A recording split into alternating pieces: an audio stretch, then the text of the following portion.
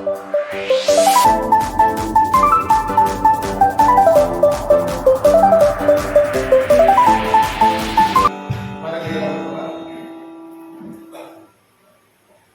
kami Tuhan, kami siapkan hati kami untuk bersama-sama merenungkan kebenaran firman Tuhan. Biarlah Engkau penuhi kami dengan Roh-Mu yang kudus, agar Roh-Mu yang kudus ya Tuhan memberikan kami hikmat dan pengertian, dan menolong kami untuk dapat melakukan kebenaran firman Tuhan di dalam kehidupan kami tiap-tiap hari. Pakailah kami ya Tuhan untuk menjadi pelaku-pelaku firman, dan pakailah hamba-Mu ya Tuhan dengan kuat kuasa. Berbicaralah kepada kami ya Bapa, penuhi kami Tuhan dengan firman. Kami siap mendengar dan menerima firman-Mu ya Tuhan. Berbicaralah. Di dalam nama Tuhan Yesus kami berdoa. Haleluya. Amin. Amin. Silakan duduk. Shalom. Puji nama Tuhan. Saudara-saudara yang kasih Tuhan, hari ini seperti yang sudah saya share di dalam gereja, hari ini khotbah saya judulnya mengalahkan ketakutan. Mari kita bersama-sama membaca dari kitab Keluaran pasal yang ke-13. Keluaran 14, Keluaran 14 ayat 13 sampai ayat yang ke-16. Ya. Pendek saja, jadi kita baca sama-sama. Saya harap kita bisa bareng-bareng bersamaan ayat 13 sampai ayat yang ke-16. Mari kita membaca firman Tuhan. 1, 2, 3. Tetapi berkatalah Musa kepada bangsa itu, janganlah takut, pergilah dan lihatlah keselamatan dari Tuhan yang akan diberikannya hari ini kepadamu. Sebab orang Mesir yang kamu lihat hari ini tidak akan kamu lihat lagi untuk selama-lamanya. Tuhan akan berperang untuk kamu, dan kamu akan diam saja. Berfirmanlah Tuhan kepada Musa, mengapakah engkau berseru-seru demikian kepadaku? Katakanlah kepada orang Israel supaya mereka berangkat, dan engkau angkatlah tongkatmu dan ulurkanlah tanganmu ke atas laut, dan belahlah airnya, sehingga orang Israel akan berjalan dari tengah laut di tempat kering. Amin. Demikian firman Tuhan. Berbahagialah kita yang mendengar dan yang melakukan firman Tuhan. Bapak Ibu saudara-saudara, tidak seorang pun di antara kita yang terbebas dari persoalan. Berulang kali saya mengingatkan, kalau kita mau bebas maka kita harus buru-buru kemana? Ke TPU. Ya. Orang-orang yang ada di TPU sedang tidur dan mereka bebas dari masalah. Ya. Tidak dikejar debt collector, tidak ditagih hutang, tidak kebayar kontrakan, yang bayar yang hidup. Betul nggak?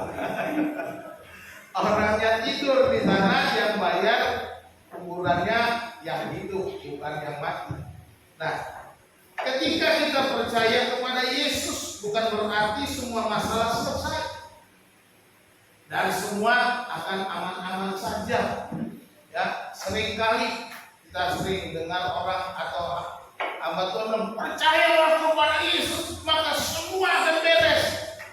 Ya, ada yang beres, tetapi tidak selalu semuanya aman-aman saja. Seolah seperti semua kita berjalan di jalan tol yang tanpa hambatan.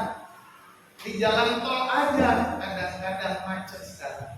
Ya, jadi tidak berarti ikut Yesus tenang-tenang, aman-aman. Tetapi saya mau katakan bukan berarti Tuhan tidak peduli. Ikut Yesus selalu ada jalan. Amin. Seperti lagu kita tadi, selalu ada jalan di mana kita bersandar kepada Tuhan. Sakit penyakit, ya, kita alami. Disakiti orang, apalagi, ya kan? Krisis keuangan, kekecewaan.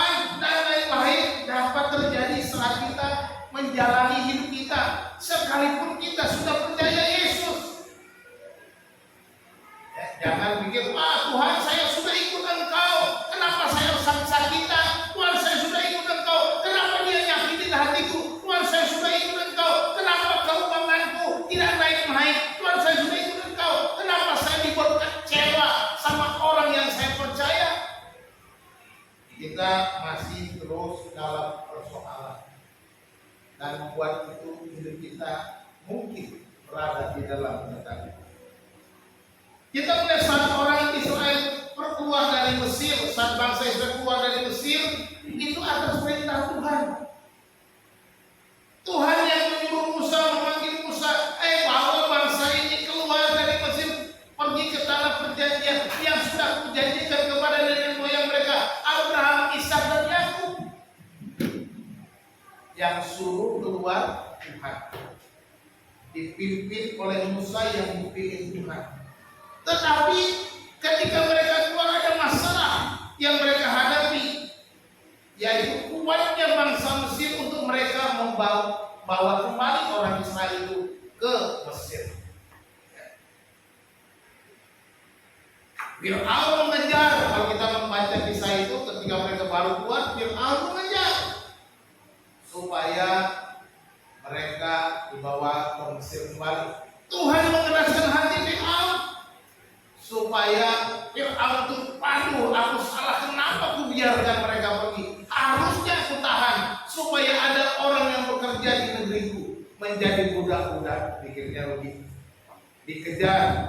Nah, hal ini terjadi terus-menerus dalam perjalanan bangsa Israel selama 40 tahun, sehingga mereka merasa lebih enak tinggal di Mesir daripada berjalan di padang gurun tanpa daging, tanpa makanan yang enak, serta air yang cukup. Kita lihat bagaimana mereka mengeluh dalam perjalanan selama 40 tahun.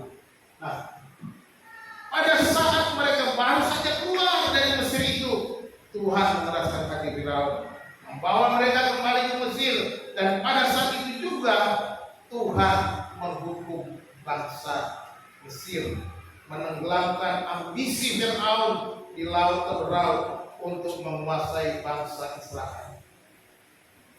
Ketakutan bangsa Israel terjadi ketika Firaun mengejar bangsa itu.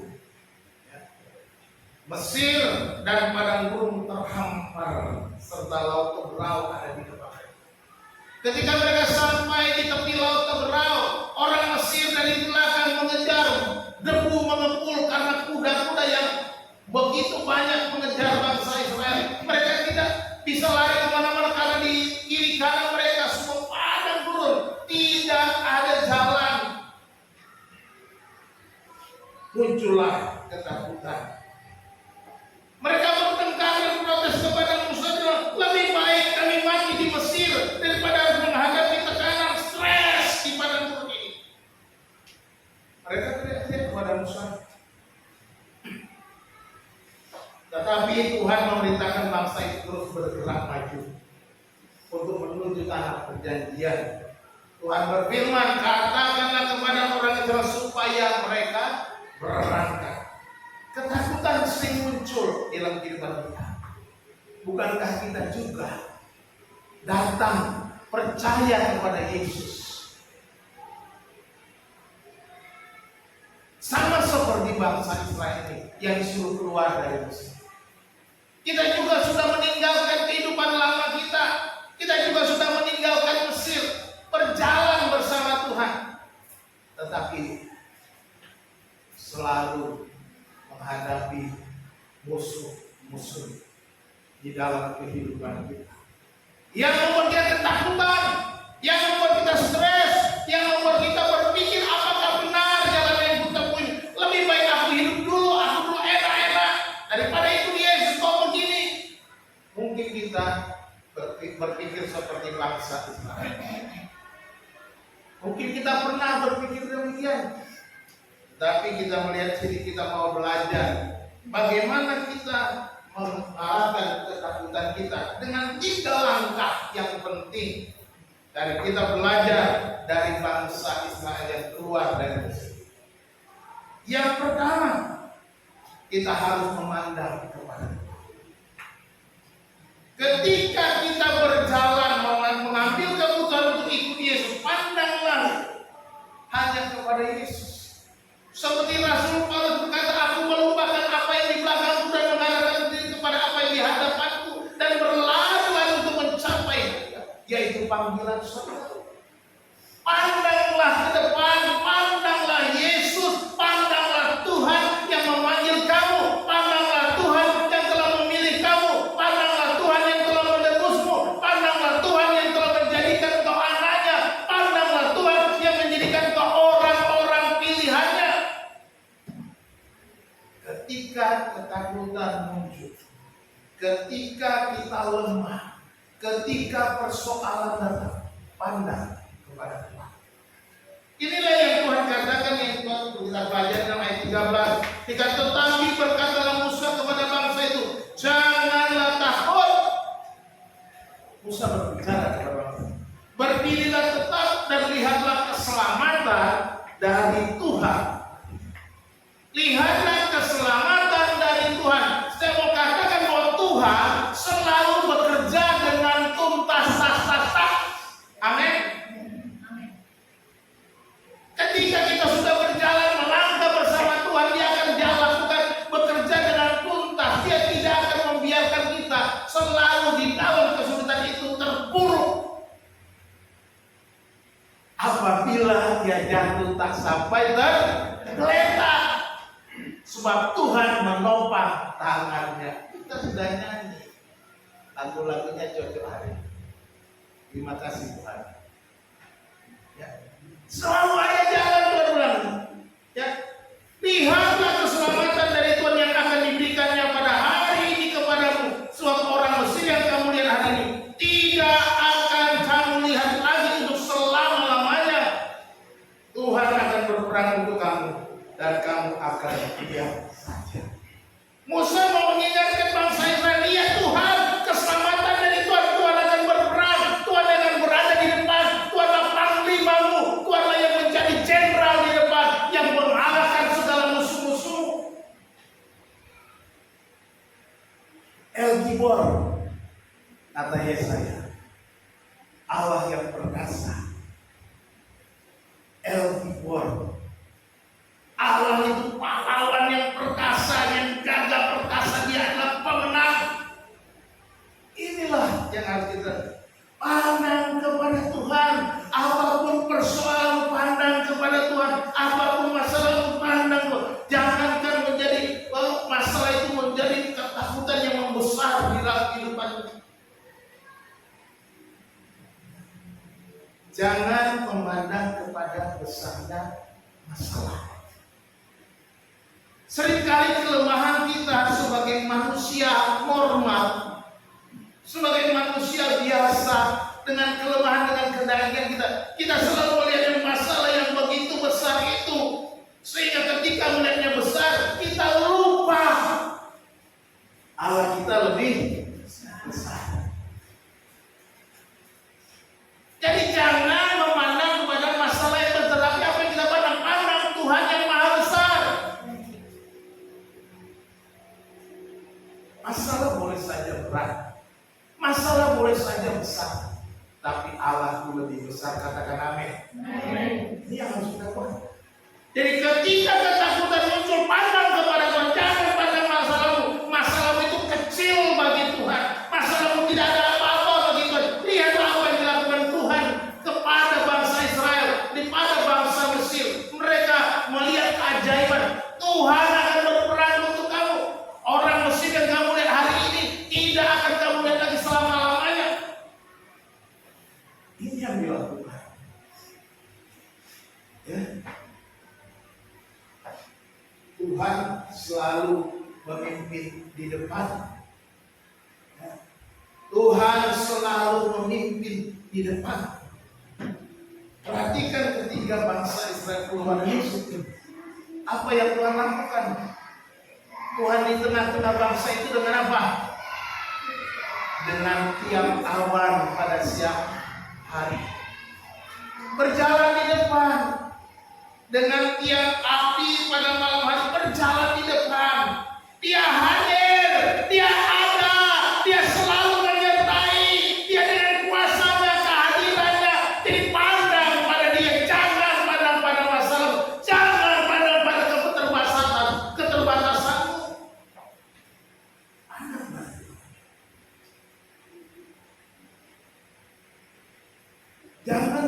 masalah memperbesar ketakutan kita.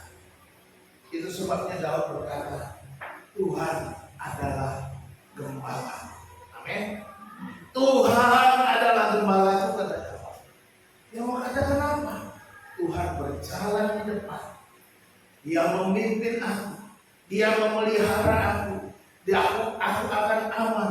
Aku disertainya. Aku dipimpinnya. Aku ditolongnya. Aku dicukupkannya. Kalau kita jadikan Tuhan berjalan di depan kita, kita akan selalu lihat Tuhan yang maha besar. Jangan jadikan Tuhan di belakang, engkau yang berjalan di depan, engkau suruh Tuhan ikut kamu, jangan. Tetapi biarkan Tuhan berjalan di depan dan engkau mengikuti geraknya Tuhan. Engkau mengikuti arahnya Tuhan, sehingga matamu tidak akan lepas dari pada Tuhan. Kalau kita lakukan itu, itulah yang dijanjikan Musa kepada Israel. Lihatlah keselamatannya dari Tuhan. Tuhan akan berperang untuk kamu, bukan kamu. Kamu diam saja. Kamu akan tenang. Kamu akan selamat. Kamu akan aman. Kamu akan lolos dari masalahmu. Luar biasa janjinya. Lihat aja Tuhan. Ya. Saudara, Tuhan sudah bekerja menyelamatkan kita, menebus kita, melepaskan kita dari dosa, menjadikan kita miliknya, menjadikan kita anak-anaknya. Kalau begitu, kalau kita sadari ini dengan penuh, kita sudah menjadi milik Tuhan, berarti Tuhan tidak akan membiarkan kita direbut oleh apa? Itu cuma dalam kitab Roma. Tidak ada yang dapat merebut kita dari tangan Tuhan, kata Yesus dalam Injil Yohanes. Dan Paulus bilang apa? Tidak ada yang dapat memisahkan kita dari kasih Allah. Roma pasal 8. Tak ada yang bisa memisahkan kita dari kasih Allah. Dan kita dikatakan lebih dari Amin. Lebih dari apa? Mengenal. Ini yang Tuhan lakukan. Jadi langkah pertama mengalahkan ketakutan adalah memandang kepada Tuhan. Langkah kedua, ya, langkah kedua berjalan bersama Tuhan. Ini melangkah atau berjalan bersama Tuhan. Ayat yang ke-15 berkata, berfirmanlah Tuhan kepada Musa, mengapakah engkau berseru-seru demikian kepadaku? Katakanlah kepada orang Israel supaya mereka berangkat. Tuhan bilang, katakan kepada bangsa supaya mereka berangkat. Dan selanjutnya kamu tongkatmu pukulkan ke laut supaya laut itu juga bisa berjalan. Lihatlah. Berjalanlah bersama Tuhan, melangkahlah bersama Tuhan. Kalau kita dari sini, kita langkahnya yang pertama bagaimana supaya berjalan? Menaati firman Tuhan, menaati perintah Tuhan.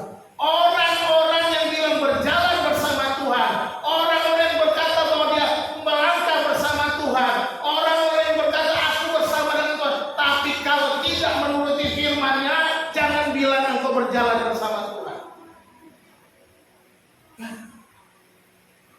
Kalau kita bilang berjalan bersama Tuhan, ini adalah satu-satunya jalan. Ini satu-satunya pedoman. Ini satu-satunya langkah yang harus kita ikuti. Jangan ikut yang lain. Pak, mataku kok kedutan satu-satu ini ya, sebelah kiri ya. Kedutan artinya apa ya? Pak, tanganku kok gatel-gatel ya? Korengan kali. Artinya apa ya? Oh, menurut buku primbon, menurut zodiakmu itu tandanya katanya ikut melangkah berjalan berjalan bersama Tuhan, tapi pedomannya bukan firman Tuhan. Jangan ngaku-ngaku berjalan bersama Tuhan. Ikuti firman dan perintah Tuhan. Mengapa kamu bersungguh-sungguh? Katakan kepada Israel, suruh mereka berangkat. Perintahnya jelas.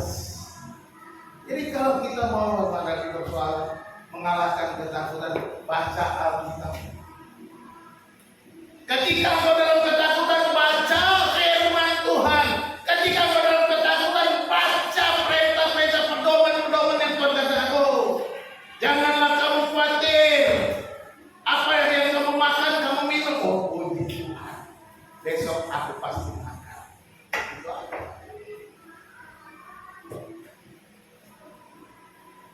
Jadi kita harus ingat baik-baik.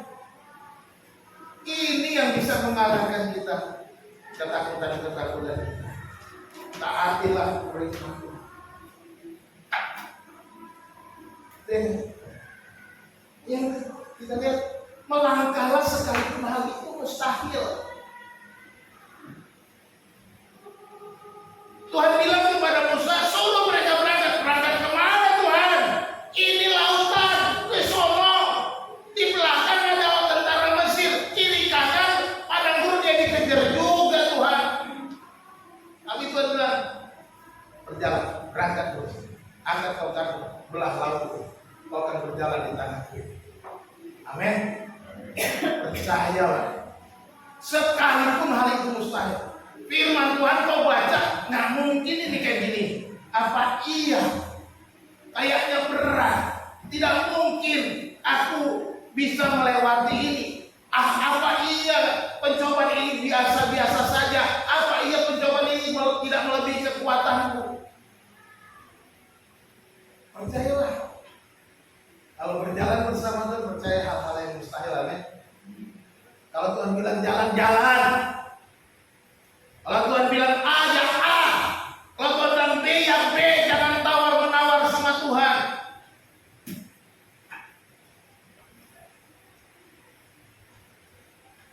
Kalaupun tawar-menawar, Tuhan punya batas. Siapa yang pernah tawar-menawar dengan Tuhan? Ayo kuis dulu kita. Ada nggak orang yang pernah tawar-menawar sama Tuhan? Nggak tahu ya? Di Alkitab ada. Pak Abraham pernah tawar-menawar sama Tuhan. Ketika Tuhan mau menghukum Sodom dan Gomora. Tuhan, kalau ada 50 masa kau hukum? Wah, kalau ada 50 nggak hukum. 40, 30, berkurang ke 10. Enggak, tapi enggak ada sampai 10 yang percaya kepada Tuhan. Abraham tahu. Tawar-menawarnya sudah cukup sampai di sini. Boleh tawar-menawar, tapi Tuhan Maha tahu. Tuhan Maha tahu. Jadi kita nggak boleh tawar-menawar dengan melebihi kemahatauan Tuhan. Sekalipun perjalananmu, perjalanan yang mustahil, percaya saja, melangkah saja. Selalu ada jalan keluar ketika kita melangkah bersama Tuhan. Amin. Selalu ada jalan saat akan tiada jalan. Seakan tiada jalan. Tetapi firman-Nya ya dan amin. Ketika kita melangkah mengikuti firman-Nya, lakukan itu. Taat, setia, yakin ayat A, B ya B, maka akan ada jalan keluar. Buanglah ketakutan saudara, ya, dengan melangkah terus dengan apa? Iman. Melangkahlah dengan iman. Harus kita imani firman Tuhan. Imani hal-hal yang mustahil. Percaya sepenuhnya, melangkah bersama Tuhan dengan imanmu, bukan dengan perasaanmu. Perasaanmu selalu berubah-ubah, perasaanmu selalu terganggu oleh karena masalah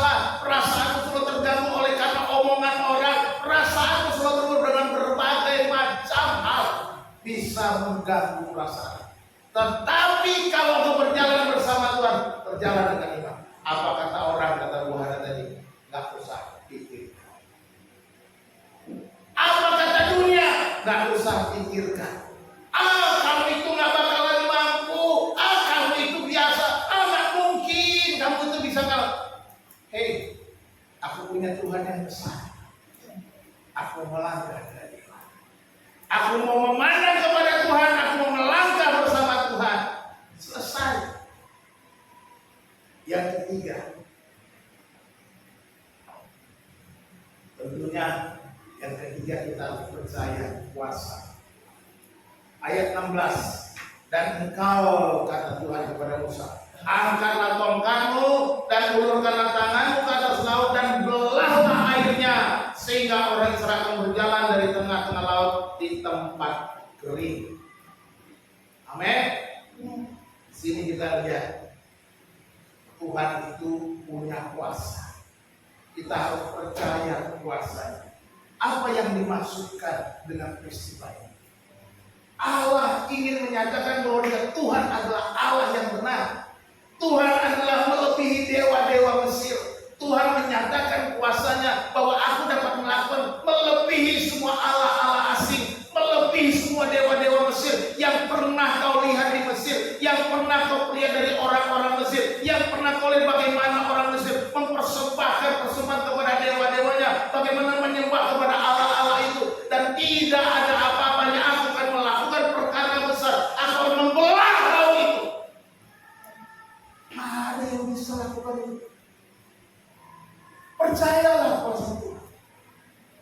Ini yang Paulus katakan, aku akan menyatakan siapa aku sebenarnya. Ketika persoalan datang, ketika kau dalam ketakutan, percayalah Dia akan menyatakan siapa Allah itu sebenarnya. Dia penuh kuasa, Dia Allah yang maha kuasa, Allah yang ajaib. Katakan amin. Ini yang dia. Haleluya. Ketika bangsa Israel itu sampai di tepi laut Kebelah, bukan kebetulan mereka sampai di situ. Bukan hanya tiba-tiba mereka sampai di situ, tetapi dalam pengawasan Tuhan, dalam perencanaan Tuhan, supaya mereka melihat tangan Tuhan, supaya mereka melihat kuasa Tuhan, supaya mereka mengenal siapa Allah mereka. Tuhan itu penuh kuasa. Ini yang Tuhan lakukan. Jadi ketika kita menghadapi persoalan, ingat baik-baik, Tuhan mau menyatakan siapa dirinya. Bahwa Dia penuh kasih, Dia penuh kuasa, Dia akan menyatakan kuasanya kepada kita. Jadi kita harus percaya kuasa Tuhan itu maha kuasa. Tuhan itu ajaib. Tuhan melakukan perkara-perkara besar, ya. Dan Tuhan menyatakan bahwa Dia bukan Tuhan yang terbatas, tapi Tuhan yang tak terbatas. Artinya Dia menguasai alam. Laut yang besar itu Dia bisa belah. Laut yang luas itu Dia bisa belah bagi dua. Hanya menyuruh Musa, pukulkan tongkat, ulurkan tanganmu ke atas laut, maka laut itu terbelah. Itu saja. Yang kita lihat di sini, Tuhan itu bisa ngatur alam, mengatur laut yang mengalir yang luas. Kalau kita nggak bisa, hanya Tuhan. Tuhan tak terbatas. Kuasanya tak terbatas. Kuasanya ajaib. Kuasanya sungguh luar biasa. Inilah yang Tuhan mau nyatakan kepada bangsa itu, bahwa akulah Tuhan, Allah satu-satunya, Allah yang hidup, Allah yang benar. Allah orang-orang Mesir itu, katanya, punya mata tidak bisa melihat, punya tangan tidak bisa memegang, punya hidung tidak bisa mencium, punya telinga tidak bisa mendengar. Itulah Allah bangsa-bangsa asing. Tetapi aku adalah Allah yang melihat penderitaanmu. Aku adalah Allah yang mengerti apa yang kau alami. Aku Allah yang tak terbatas, bisa lakukan apa saja yang aku mau, kata Tuhan. Inilah yang Tuhan mau kerjakan di dalam hidup kita masing-masing. Kalahkan ketakutanmu dengan percaya Allah kita yang Maha Kuasa itu. Amin. Ini yang kita perlu. Jangan justru kita dikalahkan oleh ketakutan. Kita dikalahkan oleh berbagai macam kesulitan. Jadi mari kita betul-betul mempersembahkan hidup kita kepada kita. Ya. Percaya kuasa Tuhan. 3 hal ini penting bagi kita. Apapun persoalanmu saat ini, apa yang kau hadapi saat ini, 3 hal ini harus kita lakukan. Mengalahkan ketakutan itu, yang pertama kita harus memandang Tuhan. Pandanglah Tuhan, jangan yang lain, jangan masalah betul. Tuhan, kok begini Tuhan? Kok sakit sekali Tuhan? Jangan di situ terus Bapak Ibu, jangan nangis terus. Amin. Bangkit. Lihatlah keselamatan dari Tuhan. Tuhan akan berperang untuk kamu. Jadikan Tuhan itu benar-benar gembala yang memimpin hidup kita, berjalan di depan. Kalau gembala di Israel itu berjalannya di depan, bukan di belakang. Jadi gembala itu akan bersuling atau bersuara memanggil domba-dombanya, dia jalan di depan. Domba-dombanya kenal suara gembalanya. Apakah kita kenal gembala kita? Kita harus kenal suara gembala kita. Ya, buang takut kita dengan memandang kepada Tuhan.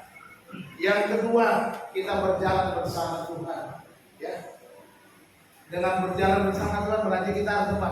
Nih, pegang perintah Tuhan dan taat. Kalau kita jadikan Tuhan berjalan di depan, berarti kita pegang firman Tuhan, taati. Buang ketakutan kita dengan beriman kepada Tuhan. Ya, beriman kepada firman-Nya, perintahnya, apapun hal-hal yang mustahil sekalipun, pegang teguh percaya. Yang ketiga, percayalah kuasa Tuhan. Jangan yang lain. Tuhan Maha Kuasa, Maha Besar, Tuhan tak terbatas. Tuhan adalah Allah yang hidup, bukan Allah yang mati. Allah yang hidup, Dia bergerak, Dia melakukan perkara-perkaranya. Buang semua ketakutan kita, karena Tuhan kita Maha Kuasa. Amin. Dia takut, Dia cakap melakukan perkara-perkara. Kalau saudara dalam ketakutan sekarang, bersyukurlah. Hari ini Tuhan mengingatkan kita, oh, aku mau buang ketakutan kamu.